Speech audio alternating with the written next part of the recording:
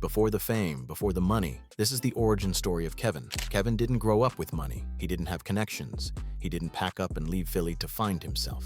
He stayed right where he was, under pressure, under-resourced, underestimated. And today, his life looks completely different. This is how it actually happened.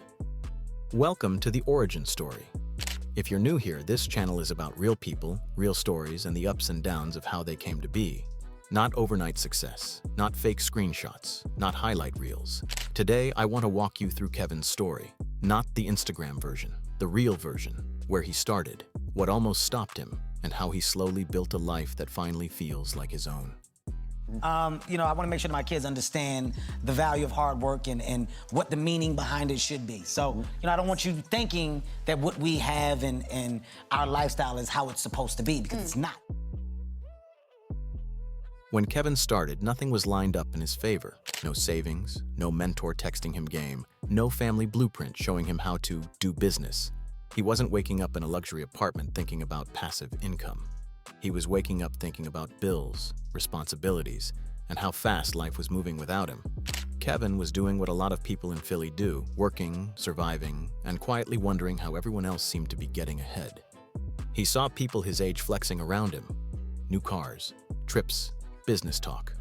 And meanwhile, he felt stuck, not lazy, not unmotivated, just unsure. He didn't know what his thing was yet. He didn't know what lane he belonged in. He just knew that whatever he was doing wasn't enough.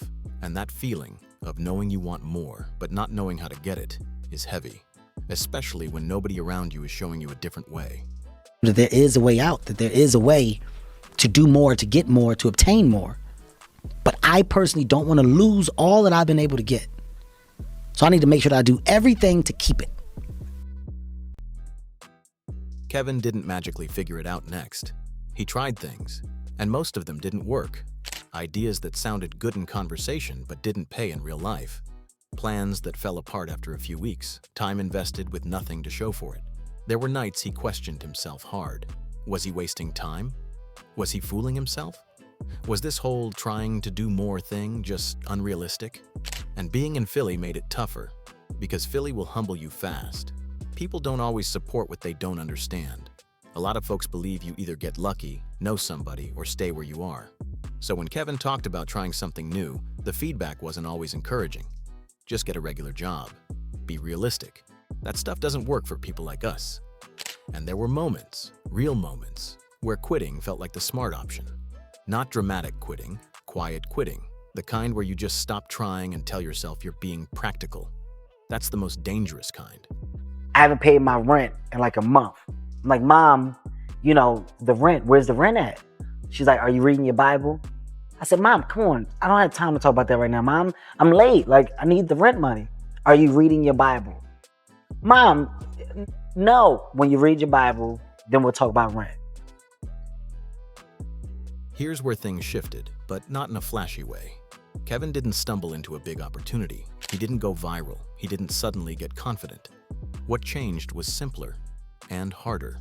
He stopped chasing everything. No more bouncing between ideas. No more starting from zero every month. No more looking for the fastest win. He picked one thing, one skill, one lane, one direction, and he made a decision that doesn't get talked about enough. He decided to stay with it even when the results were slow. That decision didn't make him money immediately. It didn't impress anybody. And honestly, it didn't feel rewarding at first. But it gave him something he didn't have before. Momentum. Not financial momentum yet. Mental momentum. For the first time, he wasn't restarting every few weeks. He was building on yesterday. And that changed everything. There's a high level of success that goes behind the brand of Kevin Hart. It's the best or nothing else. That's my mindset.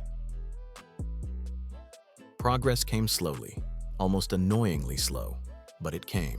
Small wins started stacking. Tiny improvements added up. Confidence grew, not because he felt successful, but because he was consistent. Kevin didn't blow up. He built, day by day, week by week, month by month.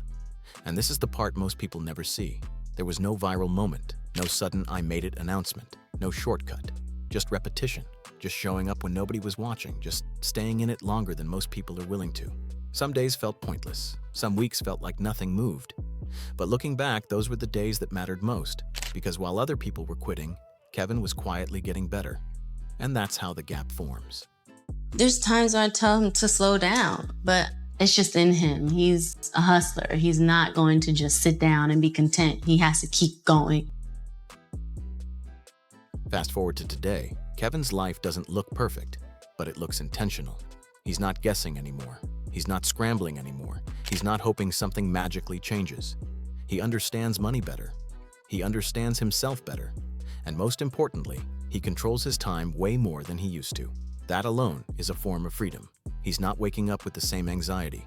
He's not reacting to life as much. He's making decisions instead of just responding to pressure. And no, this didn't happen because he got lucky. It happened because he stayed consistent when consistency wasn't exciting. That's the difference. When you see a comedian, you're associating everything with funny and you're just looking for the funny moment. You almost are frowned upon if you're normal. Kevin's story isn't special because he's superhuman. It's special because it's normal. He didn't escape struggle overnight. He didn't suddenly become fearless. He didn't stop doubting himself. He just stopped letting doubt make decisions for him. And that's a powerful shift. A lot of people wait to feel confident before they commit. Kevin committed first, and confidence followed later. That's backwards from how most people do it. Would it be better for Nico and the kids if I would stop touring? Of course. They want me home. But my response is, ain't gonna be no goddamn home. I'm doing it for you guys. If you're in Philly or starting from zero anywhere, Kevin's story teaches 3 important lessons. Lesson 1, you don't need everything figured out. You need direction. Kevin didn't know where this would end. He didn't have a 5-year plan. He just picked a direction and stayed with it long enough for it to make sense. Clarity comes from movement, not thinking. Lesson 2, most people quit right before things start making sense. The early stage always feels pointless. That's why most people stop. Kevin didn't win because he was smarter. He won because he stayed longer. That's it. Lesson 3, where you start doesn't decide where you finish. Kevin didn't have the perfect setup. He didn't have the right background. He had discipline, he had patience, and he had the willingness to look stupid before looking successful. That matters more than people realize. With my kids, I make sure I nurture it from the ground up. My last name means something now, but it's because we made it mean something. Nothing beats the relationship that you have with your kids. If this story helped you, hit subscribe. There are a lot more real stories like this coming. This is just the beginning. If this story resonated with you, let me know. Who should we cover next? Drop a name or story in the comments and be part of what we build here.